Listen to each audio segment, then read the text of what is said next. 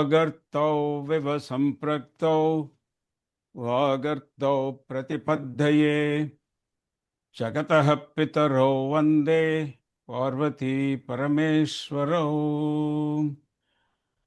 ஒன்றவன்தானே இரண்டவனின் அருள் நின்றனன் மூன்றினுள் நான்கு உணர்ந்தனன் ஐந்து வென்றனன் ஆறு விரிந்தனன் எழும்பாற் சென்றனன் தான் இருந்தான் உணர்ந்து எட்டே ஐந்து கரத்தனை யானை முகத்தனை எந்தென் இளம்பிறை போலும் எயிற்றனை நந்தி மகந்தனை ஞான கொழுந்தனை புந்தியில் வைத்து அடி போற்றுகின்றேனே. பேரறியாத பெரும் சுடர் ஒன்று அதன் பேரறியாமை விளம்புகின்றேனே. சரி, இந்த சன்மார்க்கத்தினுடைய இங்கே ஒரு பெரிய, அதாவது இந்த தோள் தட்டி கொள்கிறார் என்று சொல்வோம் அல்லவா, அது மாதிரி தங்களுடைய பெருமையை அப்படி ஒரு அப்படியே தண்டோரப்பட்டு சொல்கிறாங்க. அது மாதிரி திருமூலர் இந்த சன்மார்க்கர்களுடைய பெருமையை தண்டோரப்பட்டு சொல்கிறார். என்ன சொல்கிறாருனாக்கா, இது இரண்டு விதமாக பொருள் கொள்ளலாம். நாம் முதலில் இதை காண்போம். அதாவது அவர்களுடைய பெருமை, இங்கே சன்மார்கள் எப்படிப்பட்டவன் தெரியுமா அப்படிங்கிறத சொல்கிறார். சன்மார்க்கத்தார்க்கு முகத்தோடு பீடமும், அவர்களுடைய முகம்தான் அந்த சிவபீடம். அவர்கள் முகத்தில் சிவஜோதி ஜொலிக்க வேண்டும். சிவஜோதி ஜொலிக்கும். உண்மையான சன்மார்க்கிகளுக்கு முகத்தில் சிவஜோதி சன்மார்க்கத்திற்கு முகத்தோடு பீடமும், சன்மார்க்கத்திற்கு இடத்தொடு தெய்வமும். சிவன் அமரக்கூடிய இடம் எதுவென்றால் அவர்களுடைய இதய கமலம். மலர்மிசை ஏகினான் மானடி சேர்ந்தார், வள்ளுவர் சொல்றாருல, அதே தான் இங்கே. சன்மார்த்தருக்கு இடத்தோடு தெய்வமும், அவர்கள் இதய கமலம்தான் இறைவன் இருக்கக்கூடிய இடம் என்றால் இதய கமலமாகிய தாமரை, அதில் ஏகினான் மலர்மிசை ஏகினான் மானடி சேர்ந்தார் நிலமிசை நீடு வாழ்வார். அந்த மலர்மிசை ஏகினான், இதய கமலமாகிய அந்த தாமரை மலர்மிசை ஏகினான் சிவபெருமான். அவருடைய மலர்மிசை ஏகினான் மானடி, மாண்புமிக்க அந்த திருவடிகளை, உயர்ந்த திருவடிகளை மலர்மிசை ஏகினான் மானடி சேர்ந்தார் நிலமிசை நீடு வாழ்வான். அவருடைய புகழ், அவருடைய பெயர் என்றும் அழியாது. நீடு வாழ்வார்னாக்கா 1000 காலத்துக்கு உடம்பு வச்சுட்டு இருக்க மாட்டேன்னு கிடையாது.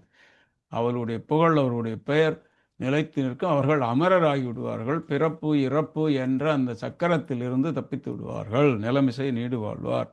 அதுதான் இங்கே சன்மார்க்கத்தார்க்கு முகத்தோடு பீடமும், சன்மார்க்கத்தார்க்கு இடத்தோடு தெய்வமும், சன்மார்க்கத்தார்க்கு வர்க்க தரிசனமும். அந்த சன்மார்க்கிகளில் கூட்டத்தை நீங்கள் தரிசனம் பண்ணால் சிவபெருமானை தரிசனம் பண்ணுமா. அதாவது ஜங்கமம், லிங்கம் ஜங்கமம்னுவாங்க இந்த வீரசைவத்தில். அந்த ஜங்கமம், அந்த சிவனடியார்கள் அவருடைய சன்மார்க்கிகளை தரிசனம் செய்தால் சிவனை தரிசனம் செய்து அவருடைய திருக்கோவிலை தரிசனம் செய்வதற்கு இணையாகும். இதுதான் எம்மார்க்கத்தார்க்கும். எல்லாத்திற்கும் நான் சொல்ல, நல்லா கேட்டுக்க. எம்மார்க்கத்தார்க்கும் எம்புவன் கேன்மினோ. எல்லாரும் நல்லா கேட்டுக்கங்க. சன்மார்க்கால் எப்படி தெரியுமா? அவருடைய முகம்தான் இப்போ சிவபெருமானே. அவர்களுடைய இதய கமலம் சிவபெருமான் இருக்கும் இடம். அவர்களுடைய வர்க்கம், அவர்களுடைய அந்த குழாம், அந்த திருவடியார் கூட்டம்தான் சிவபெருமானுடைய திருக்கோவில். அது தரிசனம் பண்ணால் போதும். இதாண்டா எங்களாட அப்படியே எம்புவேன் கேட்டுக்க அப்படிங்கிறார். அருமையான பாட்டு. அதாவது திருப்படி என்று சொல்லக்கூடிய பார்ப்பவன், பார்க்கப்படும் பொருள், அந்த பார்க்கக்கூடிய காரியம், ஒன்றாவது. அதாவது எல்லாமே, அதாவது ஞாத்தா ஞேய் ஞா, அறிபவன், அறியப்படக்கூடிய பொருள், அந்த அறிவதாகிய அறிவு. இது ஒன்றாக இருப்பதுதான் திருப்படி ஞானம் என்று கூறுவார்கள். இதற்கு மற்றொரு 2 வார்த்தைகளை இங்கு திருமூலர் உபயோகிக்கிறார். அவை என்னவென்றால் சாதனம், சாத்தியம். சாதனம் என்றால் நாம் செய்யக்கூடிய முயற்சி. என்ன சாதனை பண்ணிட்ட, பெரிய சாதனை பண்ணிட்டியோ அப்படின்னு சொல்லலாம் இல்லையா. என்ன சாதிச்சுட்ட அப்படிங்கிறோம். சாதனை ஏதாவது பண்ணினோம்னா ஏதாவது சாதிக்கணும் இல்லையா. அந்த சாதித்தலுக்கு பெயர் சாத்தியம். சாத்தியம் என்றால் குறிக்கோளை எட்டுவது. அப்புறம் சாதனை என்பது அந்த முயற்சி. ஸோ இந்த சாதனம் என்பது இங்கே ஞான சாதனம். இந்த ஞான சாதனம் செய்து எதை சாதிக்கிறோம்? ஞேயம், அந்த இறைவன் பரம்பொருளாகி, அந்த ஞேயமாகி, அறியக்கூடிய பொருளாகி அந்த இறைவனை அறிவது தான் சாத்தியம். அதுதான் இறுதியான குறிக்கோள். அதுதான் இந்த பாடல் கூறுகிறார். சன்மார்க்க சாதனம்தான் ஞானம். சன்மார்க்க சாதனம்தான் ஞானம், ஞேயமாம். சாதனம் ஞானம், சாத்தியம் ஞேயம். அதாவது அந்த அறியக்கூடிய பொருளை அறிவது சாத்தியம். அதற்குரிய சாதனம் சன்மார்க்கம். சன்மார்க்க சாதனம்தான் ஞானம் ஞேயமாம். சன்மார்க்க சாதனம்தான் ஞானம் ஞேயமாம். அறியக்கூடிய பொருளை அறிவது இந்த சன்மார்க்கத்தின் குறிக்கோள். இந்த சன்மார்க்கம் தங்களுக்கு அதை சாத்விக்கும் என்றால் அதை தங்களுக்கு அந்த பொருளை ஈட்டித்தரும், அந்த குறிக்கோளை ஈட்டித்தரும். எந்த குறிக்கோள்? அறியக்கூடிய பொருளாகிய சிவபெருமானை அறிந்து விடுவீர்கள். சரி, இதை விட்ட மற்றதெல்லாம் என்னடான்னா பின்மார்க்க சாதனம் பேதையாய் நிற்கும். இதை விட்ட மற்ற எல்லா சாதனங்களும் பேதையாய் நிற்கும். பெரிய பேதை அப்படின்னு சொல்கிறோம் இல்லைங்களா? அதாவது ஒன்றையுமே ஒரு காரியத்தை சாதிக்கக்கூடிய திறமை இல்லாதவர்கள். என்ன? பின்மார்க்க சாதனம் பேதையதாய் நிற்கும். சரி, இந்த பின்மார்க்க துன்மார்க்கம் விட்டவர்கள் அவர்கள் எப்படிப்பட்டவர்கள்? இந்த பின்மார்க்கம் மற்ற மார்க்கங்களையும் துன்மார்க்கங்களையும் விட்டு சன்மார்க்கத்தை பற்றியவர்கள். அவர்கள் என்னடான்னா துரிசற்றார். அவர்கள் துரியத்தை உணர்ந்து, துரியம் என்றால் சிவபெருமான். நம்ம பார்த்தோம் அல்லவா? சிவம் சாந்தம் சதுர்த்தம் என்றால் துரியம். அந்த துன்மார்க்கத்தை அவரை துரிசற்றார். அந்த துரியத்தில் உள்ள பெருமானை உணர்ந்து குற்றமற்றவர்களாக உள்ளவர்கள் சன்மார்க்கிகள். துரிசு என்றால் குற்றம் என்ன? அந்த துரிசு அற்றவர்கள், அதாவது ஒரு குறைபாடு இல்லாதவர்கள், மலமற்றவர்கள், துரிசற்றார். மலம் அனைத்தும் 5 மலங்கள் அனைத்தையும் செற்றவர்கள். அவர்கள் எங்கிருப்பார்கள்? துரியத்தில் இருப்பார்கள். துரியத்தில் யார் இருக்கிறார்கள் என்றால் அவரே சாட்சாத் சிவபெருமான். சிவம் சாந்தம் சதுர்த்தம் மன்யந்தே. மாண்டூக்கிய உபநிஷத்து சொல்லுது நமக்கு. சிவம் சாந்தம் சதுர்த்தம் மன்யந்தே சக ஆத்மா சவிஜ்ஞேய. அந்த துரியத்தில் உள்ளவர் தான் சிவபெருமான். எனவே இந்த சன்மார்க்கத்தில் உள்ளவர்கள் இந்த பின்மார்க்க சாதனத்தை பின்பற்றி பேதையாய் நிற்பவர்களை விடவும், இந்த துன்மார்க்கத்தை பின்பற்றுகிற அந்த துன்மார்க்கிகளை விடவும் இந்த சன்மார்க்கிகள் மேலாக உயர்ந்தவர்கள். ஏன் உயர்ந்தவர்கள் என்றால் அவர்கள் துரியத்திலிருந்து துரிசற்றவர்களாகி துரியத்தில் இருந்து தான் அவனாவார்கள். இதுதான் சன்மார்க்கம். இறைவனுடன் ஒன்றுவார். ஏதாவது அந்த அறிபவன் அறியக்கூடிய பொருள், அந்த அறிவு மூன்றும் ஒன்றாகி இறைவனுடன் ஒன்றியவர்கள் சன்மார்க்கிகள். ஞாத்ரு ஞானம் ஞேயம். ஞாத்ரு அறியும் ஆன்மா, ஞானம் சாதனம். அறியும் ஆன்மா, ஞானம் அறியும் சாதனம். அறிவு ஞேயம் அறியப்படும் பொருள். சாத்தியம் சிவம். சாத்தியம் என்றால் அந்த குறிக்கோள். இவை அனைத்தும்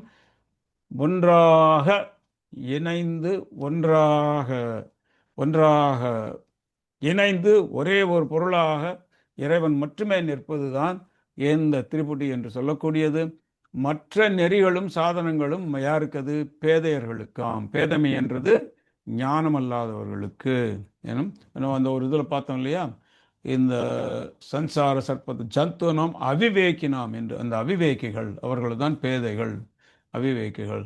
ஸோ அதைத்தான் நான் சொன்னேன் இல்லையா, ரமண மகர்ஷி சொன்னார், பேதபாவனாத் சோகம் இத்தியசோ. அதே தான் இங்கே, அதே தான் இந்த இறுதி வரியிலும் அவர் கூறுகிறார். தான் அவனாகும் சன்மார்க்கமே என்று 7வது பாடலில் கூறுகிறார். இறைவனை உணர்ந்தவர்கள் ஆவார்கள். சிவோகம் என்ற உண்மையை உணர்ந்தவர்கள் ஆவார்கள். சரி, ஞானம் ஒன்றே சன்மார்க்கத்தில் கொள்ளப்படும் சாதனமாகும். அந்த சாதனம் பின் நியாயமாகி சாத்தியத்தை அடைவிக்கும்.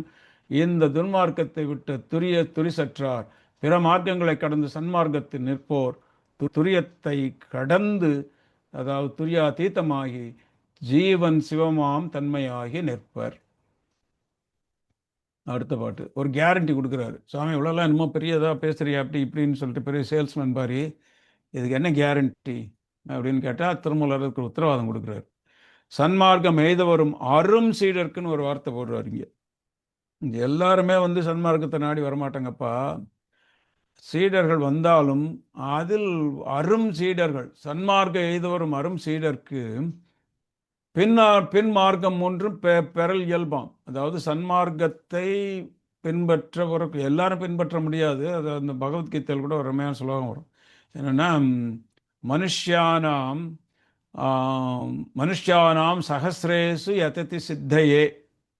மனுஷ்யானாம் சகசிரேசு மனிதர்களில் கோடியில் ஒருவர்கள், 1000-ல் ஒருவர்கள், கோடியில் ஒருவர்கள் தான் இந்த இறை ஞானத்தை பற்றி அறிவதற்கு முயற்சி செய்பவர்கள். மனுஷ்யானாம் சகசிரேஷு யததி சித்தையே யதாத்தம் அபி சித்தானாம் கச்சின்மாம். இந்த அப்படி முயற்சி செய்பவர்களிலும் ஏதோ ஒரு கோடியில் ஒருவர் தான் அந்த குறிக்கோளை சென்று அடைவார்கள். அதைத்தான் இங்கே கூறுகிறார். அரும் சீடர் என்கிறார். அந்த கீதையில் 4 வரியில் சொன்னதை ஒரு வார்த்தையில் போட்டார். ஜன்மார்க்கம் எய்த வரும் அரும் சீடர்க்கு பின்மார்க்கம் ஒன்றும் பெறல் இயல்பாம். பின்மார்க்கம் ஒன்றும்னா என்ன? சகமார்க்கம், சத்புத்திர மார்க்கம், இது அப்புறம் இந்த தாச மார்க்கம் என்ற இதெல்லாம் ரொம்ப ஈஸியாக அப்படியே வந்துடும். இந்த சன்மார்க்கத்தில் இருந்தீங்கன்னா அதெல்லாம் ஆல்ரெடி இன்க்ளூடட். சொல்கிறாங்க இல்லையா, இன்னும் எங்கேயா போய் வாங்க போனீங்கன்னாக்கா நீங்கள் இந்த பேக்கேஜ் வாங்கினீங்கன்னா இதெல்லாம் இதில் இன்க்ளூடட் அப்படிங்கிற மாதிரி இந்த சன்மார்க்க பேக்கேஜ் வாங்கினீங்கன்னா அதுக்குள்ளே இதெல்லாம் இன்க்ளூடட். இது ஒரு கோல்டன் பேக்கேஜ், இல்லை அப்புறம் பிளாட்டினம் பேக்கேஜ்னு சொல்லலாம். நீங்கள் சன்மார்க்கம் ஏதோ ஒரு மடும் சீடருக்கு பின்மார்க்கம் 3 பெறல் இயல்பாம். இதுதான் அவருக்கு கொடுக்குற கேரண்டி. என்றால் நன்மார்க்கம்தானே சிவனோடு நாடல்.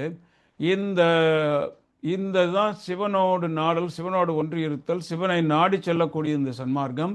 எனவே தான் இதுதான் ஒரு நன்மார்க்கம், இதுதான் சன்மார்க்கம். இந்த சன்மார்க்கத்தில் இருப்பவருக்கு பின்மார்க்கம் எல்லாம் பெறுவது இயல்பாம். இது ஒரு நன்மார்க்கம். ஏனென்றால் இது சிவனை நாடக்கூடிய மார்க்கம். இந்த நன்மார்க்கத்தில் என்ன கிடைக்கும் என்றால் சொன்மார்க்கம் என்று சொல்லி கை கொள்ளுமே. இந்த சொல் என்றால் மந்திரம். இந்த ஒரே மந்திரத்தை வச்சு நீங்கள் சிவனை அடைந்து விடுவீர்கள். மந்திரங்கள் எல்லாம் அவர்களுக்கு கைவரும். குரு அருளால் எந்த பல மந்திரங்கள் அவர்களுக்கு கைவரும். சொன்மார்க்கம் என்றால் மந்திர மார்க்கம்.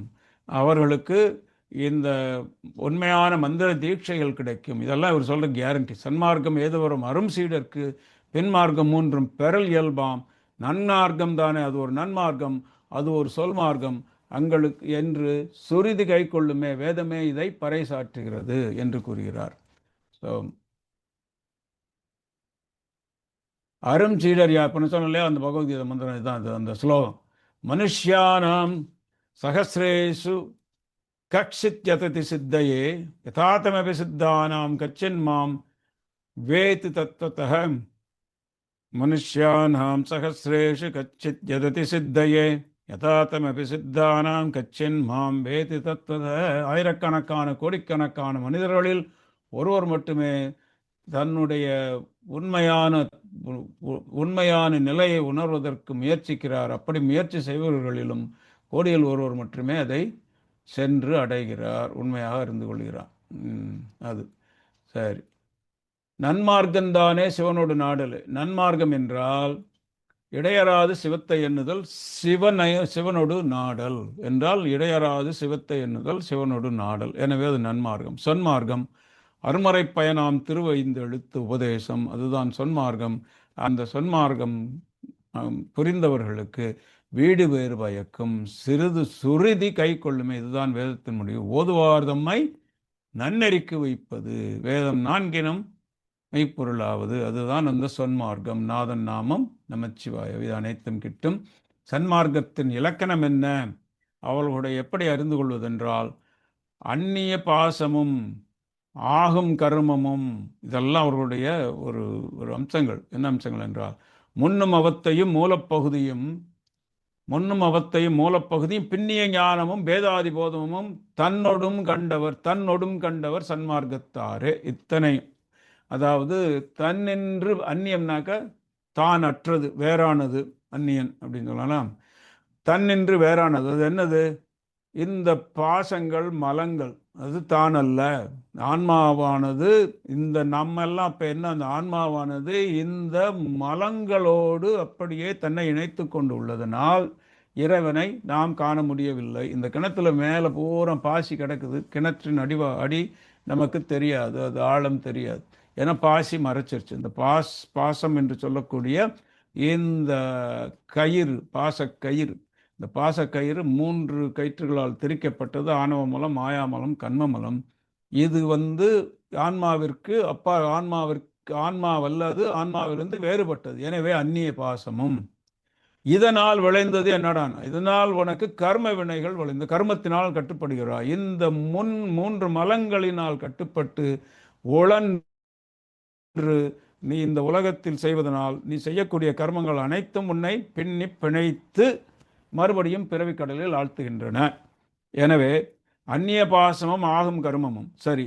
இதனால இந்த கர்ம வினையில் போதுனா என்னாச்சுன்னா திருப்பி திருப்பி எனக்கு பிறவி வருது. முன்னும் அவத்தையும் மூலப்பகுதி, அவத்தைனாக்க இந்த பிறப்பு இறப்பு என்ற அவஸ்தைகளில் சுழல்தல், அதாவது துரியமும் துரியாத்தீத்தமும் செல்லாமல் ஜாகிரத் ஸ்வப்ன சுஷுப்தி, அதாவது விழிப்பு நிலை, உறக்க நிலை, கனவு நிலை என்ற 3 அவஸ்தைகளிலும், ஏன்னா 3 அவத்தைகளிலும் ஒரே அவஸ்தைப்படுறோம்ப்பா அப்படின்னு சொல்கிறோம் இல்லையா, அது கூட அந்த அவஸ்தைங்கனால துன்பம்னாலே பிறவிதான், அதுதான் அவஸ்தை. இந்த அவத்தைகள் பிறப்பு இறப்பு, அதைத்தான் இங்கே அவத்தைங்கிறார்.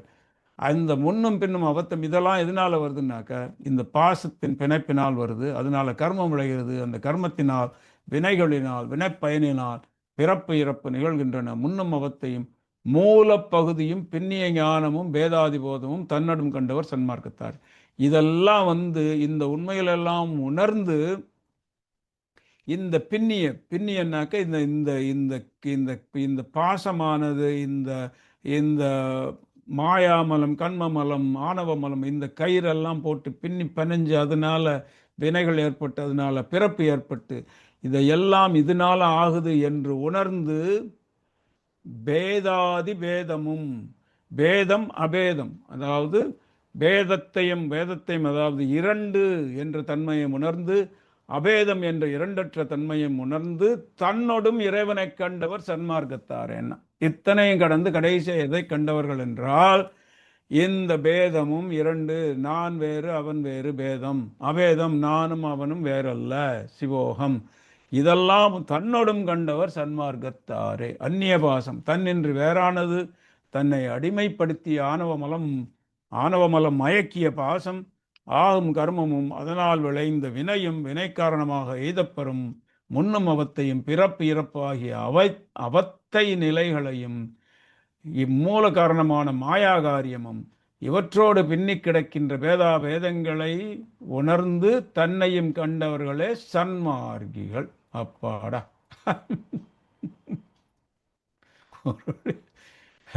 சரி, சித்தாந்தம் ஃபுல்லாக இந்த பாட்டு. சன்மார்க்கத்தார். அப்போ சன்மார்க்கிகள் சித்தாந்தத்தின் சிகரத்தை எட்டியவர்கள், அவ்வளோதான். இங்கே அடுத்தாப்புல சன்மார்க்கம் என்ன செய்விக்கும்? சரி, அவளுடைய அம்சம் சொல்லியாச்சு. அதனால என்ன பலன்? சன்மார்க்கம் என்ன செய்யும்னா பசு பாசம் நீக்கி பதியுடன் கூட்டும். ரொம்ப ஈஸியாக புரிஞ்சுக்கலாம். இந்த பசு பாசத்தன்மைகளை நீக்கி ஆன்மாவானது இறைவனை சாரும். அதாவது இந்த பசுவையும் பசுவாகிய உடலையும் சாராமல், பாசமாகிய பிணைப்பையும் சாராமல் ஆன்மாவானது எங்கு சாரும்? பதியுடன் சாரும். அப்புறம் என்ன ஆகும்னா அந்த பதியுடன் சார்ந்தவுடன் அந்த ஆன்மா ஒரு கல் இருதயமாக இருந்தாலும் கசியாத நெஞ்சத்தை கசிய வைக்கும். யாரு எது செய்யும்? இந்த சன்மார்க்கம் செய்யும்னா இதுதான் இதனுடைய பலன். நீ எவ்வளோதான் கல்மனசுக்காரனாக இருந்தாலும், எவ்வளோதான் கல்மனசுக்காரியாக இருந்தாலும், இந்த சன்மார்க்கம் ஒன்று என்ன செய்யும்? கசிய வச்சிடும், மெழுகு போல் உருவிக்கும். ஏன்னா மெழுகு நீ தீக்கிட்ட கூட வர வேண்டாம், அந்த தீ பக்கத்தில் அனல் அடித்தாலே போதும். எனவே ஒரு குருவின் அனல் பட்டாலே நீங்கள் கசந்து விடுவீர்கள். இறைவனின் திருவுருள் என்ற அனல் பட்டால் கசியாத கல்மனதும் கசியும். கசிஞ்சிச்சுன்னா என்னடாகும்னா ஒசியாத உண்மை சொரூபம் உதயமாகும். என்ன உதயமாகும்? தன்னுடைய உண்மையான சொரூபம் உதயமாகும். குற்றமற்ற அந்த ஒசியாத உண்மை சொரூபம் உதயமாகும். அதானதுக்கு அப்புறம் என்னாச்சுன்னா அசைவில்லாத அப்படியே அமர்ந்திருப்பார்கள்.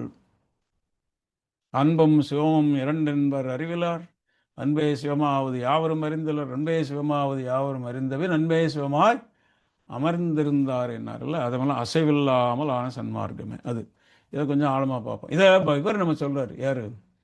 அப்பர் சாமி ரொம்ப அழகாக அந்த பாட்டில் சொல்கிறார். நாமார்க்கும் குடியல்வன் பாட்டு சொல்லலாம், அதில் 2வது பாட்டில் வரும். எப்படி கசியாத நெஞ்சம் கசிவித்துன்னு அதில் அது சொல்கிறார். அந்த பாடம் பார்ப்போம். ஸோ அந்த பசு பாசம் நீக்கி ஆன்மாவை பாசத்தினின்று வேறுபடுத்தி இறைவனுடன் சேர்க்கும், பதியுடன் சேர்க்கும், பதியுடன் ஒன்றிடச் செய்யும். அப்புறம் என்ன செய்யும்? ஒசியாத உண்மை சொருபை உதயத்து உற்று அசைவானது இல்லாமல் கசியாத நெஞ்சம் கசிவிக்கும். என்றும் நலியாத, ஒசியாத என்றால் என்றும் நலியாத உண்மை, எட்டர்னல் ட்ரூத், சொரூப அசைவானது அசைவில்லா அந்த தோற்றத்தில் நிலைநிறுத்தும். இதை நம்ம முதலே பார்த்தோம். அதாவது இந்த யோகம் என்கிற பார்க்கும்போது திருமலர் ஒரு பாட்டில் சொன்னார் இல்லைங்களா, அதாவது சொரியினும் தாக்கினும் அப்படின்னு சொல்லி அந்த பாட்டு, அந்த தான் இங்கே இருக்கார். அப்படியே அசைவில்லா தோற்றத்தில் நிலை நிறுத்தம். இதை இவங்க பாருங்களேன், இவர் அப்பர் சாமி சொல்றார் பாருங்க, நாமார்க்கும் குடியல்லோம் நமனை அஞ்சோம் நமச்சிவாயம், நரகத்தில் இடர்படோம் நடலை இல்லோம் நமச்சிவாயம், ஏமாப்போம் பிணி அறியோம் பணிவோம் அல்லோம், ஏமாப்போம் பிணி அறியோம் பணிவோம் அல்லோம், இன்பமே அல்லாது துன்பம் இல்லை நமச்சிவாயம், தாமார்க்கும் குடியல்லால் சங்கரன் அச்சங்கவன் குளையோர் காதில் கோமார்க்கே நாம் என்றும், கோமார்க்கே நாம் என்றும் மீளாளாய் கொய்மலர் சேவடியே குறுகினோமே நமச்சிவாயம். இந்த பாட்டை கவனிங்க. வாராண்ட கொங்கையர் சேர் மனையிற் சேரோம் நமச்சிவாயா, மாதேவா மாதேவா மாதேவா மாதேவா என்று வாழ்த்தி நீராண்ட புரோதயம் ஆடப் பெற்றோம், நீராண்ட டெய்லி காலையில் எழுந்து குளிக்கக்கூடிய அந்த குளிச்சு இறைவனை வழிபடக்கூடிய தன்மையை யாம் பெற்றோம். அதாவது இதெல்லாம் சொல்றார். அதாவது நாமார்க்கும் குடியல்லோம் நமனை எஞ்சோம் ஏமாப்போம் பிணி எறியோம் நடலையில் இதெல்லாம் சொல்லிட்டு டைம் இல்லை பல நான் சொல்கிறேன் இன்னொரு. வாராண்ட கொங்கையர் சேர் மனையில் சேரோம் மாதேவா மாதேவா என்று வாழ்த்து நீராண்ட புரோதயம் ஆடப்பெற்றோம், காலையில் எழுந்து அதிகாலையில் எழுந்து குளிர்ந்த நீற்றில் குளித்து திருநீர் அணியும் கோலமே நிகழப்பெற்றோம். அப்புறம் காராண்ட மலை போல கண்ணீர் சோர, இதை கவனிங்க, வாராண்ட கொங்கையர் சேர் மனையிற் சேரோம் மாதேவா மாதேவா என்று வாழ்த்தி நீராண்ட புரோதயம், புற உதயம் அதாவது உதய காலத்தில் அதிகாலையில் 4-5 மணிக்கு கழிஞ்சு குளிச்சுட்டு நீரணியும் திருநீரணியும் கோலமே நிகழப்பெற்றோம், காராண்ட மலை போல் அதை இறைவனன் அன்பு காட்டியதுனால் என் கண்ணில் இருந்து அந்த மலை போல கண்ணீர் வருது. எப்போ வருதுண்ணா, ஏன் ஆச்சுன்னா, ஏன் அப்படி வருதுண்ணா, கண்மனமே நன்மனமாய் கரைய பெற்றோம். திருமூலர் சொன்னார்ல, அதை தான் இங்கே சொல்றார் இவர். கண்மனமே நன்மனமாய் கரைய பெற்றோம், அதனால என்னாச்சு, காராண்ட மலை போல கண்ணீர் சோர கண்மனமே நன்மனமாய் கரைய பெற்றோம் நமச்சு. அதனால நான் யாருக்கும் பணிய மாட்டேன், யாருக்கு முக்கியமாக அந்த அரசருக்கு பணிய மாட்டேன். அவர் யாரு, பாராண்டு பகடேறி வருவார் சொல்லும். பெரிய யானைகள் அப்படியே பெரிய பந்தா வர்றாங்க பாரு, பணி கேட்க கடவோமற்றோம் பற்றற்றோமே. அதனால நான் அவரோட ஆணையெல்லாம் எனக்கு பெரிய பந்தாவ ஆணையில் வர அந்த அரசர்களெல்லாம் அவர் ஆணை எனக்கு நான் பின்பற்ற மாட்டேங்கிறார். காராண்ட மலை போல கண்ணீர் சோர கண்மனமே நன்மனமாய் கரைய பெற்றோம், பாராண்டு பகடேறி வருவார் சொல்லும் பணி கேட்க கடவோம் பற்றற்றோமே, பணி கேட்க கடவோமே பற்றற்றோமே நமச்சிவாயா நமச்சிவாயம். கண்மனமே நன்மனமாய் கரைய பெற்றோம் தான் அதை தான் இங்கே சொன்னார். அதாவது என்ன சொன்னார், இந்த கசியாத நெஞ்சம் கசிவித்துனார் இல்லையா, அந்த சன்மார்க்கிகளுக்கு கசியாத நெஞ்சம் கசிவித்து, அதை அப்பர் சொல்றாரு. அடுத்தாப்புல அசைவானது இல்லாதான சன்மார்க்கமேங்கிறார்ல, அதுக்கு தான் நம்ம ஒரு பாட்டில் பார்த்தோம். இந்த நெறி வழியே சென்று நேர்மையில் ஒன்றி தரியிருந்தால் போல் தம்மை இருத்தி சொறியினும் தாக்கினும் துன்னன்றுணரா, அப்படியே அசையாமல் நிற்க குறியறிவாளருக்கு கூடல் மவன், அதான் சன்மார்க்கிகள் ஒசியாத உண்மை. அடுத்தாப்புல இதைத்தான் நம்ம இன்னொரு பாடலாம் எப்போவே பார்த்தோம். இதைத்தான் இந்த நமக்கு இந்த ரிபுகீதையிலும் சொல்கிறார். அந்த ஒசியாத அசைவானது இல்லாமல் என்னது, இதம் சர்வம் சித்தசேஷம் சுத்தத்வக மலீகிருதம் ஏவம் சர்வம் பரித்திஜ்ய விஸ்மிருத்வா சுத்த காஷ்டவத்தோர், கட்ட போல் அப்படியே அசையாமல் இருந்தார். அதே மாதிரி இரும்பு போல காஷ்டவல்லோஷ்டவத் சதானர். கடைசியில் இறுதியான பாடல், மார்க்கம் சன்மார்க்கிகள் கிட்ட வகுப்பது மார்க்கம் சன்மார்க்கமே அன்றி மற்றொன்றில்லை, மார்க்கம் சன்மார்க்கம் எனும் நெறி வைகாதோர் மார்க்கம் சன்மார்க்கம் அது சித்த யோகமே. இறைவனை அணுக சன்மார்க்கிகள் வகுப்பது சன்மார்க்க நெறியாகிய சிவயோகம். மார்க்கம் சன்மார்க்கிகள் கிட்ட வகுப்பது இறைவனை அணுக இறைவன் கிட்டுவதற்காக சன்மார்க்கிகள் வகுப்பது சிவயோகமாகிய சன்மார்க்கம். இந்நெறி வைகாதோர், அப்படி அல்லாதோர் அவர்களுடைய மார்க்கம் வெறும் சித்த யோகமே, சிவயோகமாகாது. சித்த யோகமே சிவயோகம். சித்த யோகிகள் யோக சித்திகளை மட்டும் நல்கிடப் பெற்று பரம்பொருள் அறிவு என்பதை அடையாமல் போவார்கள். மார்க்கம் சன்மார்க்கம் எனின் நெறி வைகாதோர், அவங்களோட நெறி என்னன்னா அது வெறும் சித்த யோகம்தான். மார்க்கம் சன்மார்க்கம் அது சித்த யோகமே. அது அவங்க சன்மார்க்கம் என்று சொன்னால் கூட அது சித்த யோகமே, சிவயோகம் ஆகாது. அதுதான் இந்த பாட்டில் ரொம்ப சிம்பிளாக சொல்கிறாரு. எனவே அந்த மார்க்கத்தை விட்டால் வேறொன்று மார்க்கம் இல்லை என்று கூறி இத்துடன் இன்றைய வகுப்பை நிறைவு செய்வோம். சிவாய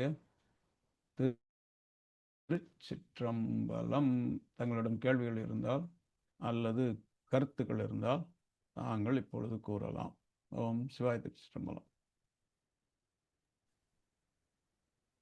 அருமையா இருந்ததுங்க சுவாமிஜி. அருமையான விளக்கம். சிவாய நம்ம சுவாமி. சரி, சுவாமி இந்த சித்தாந்த விளக்கமும் சித்தாந்த அடுத்த விளக்கமும் ரொம்ப வகுப்பு நன்றா இருந்தது சுவாமி. ரொம்ப அருமை சுவாமி. வாழி திருமன்றம் கண்டமலர்கண்கள் வாழி பெருமான் புகழ் கேட்டவார் செவிகள் வாழி அவனை வணங்குமுடி சென்னி வாழி அவனை வணங்குமுடி சென்னி வாழி அவன் சீர்பாடும் வாய். சிவாய திருச்சிற்றம்பலம்.